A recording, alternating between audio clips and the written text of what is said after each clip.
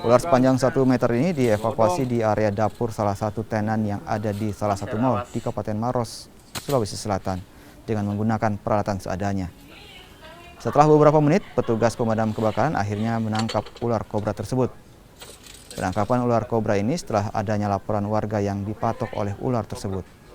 Meski tidak mengalami luka serius, namun tangan korban bengkak dan mengalami pusing dan harus dibawa ke rumah sakit. Kan awalnya kan saya sholat maghrib. Nah, pas 2 rakaat itu ada teman saya turun, keluar dia itu ular. Tidak lama itu selesaikan sholatku dulu, sholat maghrib. Sudah itu saya cari ini tuh ular, kenapa? Saya cari, saya lihat mitolnya kulitnya, kulit ularnya. Tidak lama 1 jam kemudian ada itu lagi ular keluar kak. Tapi posisinya itu ular di daerah mana? Di dekat tangga. Di dapur ya? Iya, pas dapur, naik di tangga, jadi saya turun lagi cari ular. Yang dipatok apanya? Yang di tangan sini. Tangan? Iya. Tapi gimana sekarang kondisinya? Lumayan baik nih kak.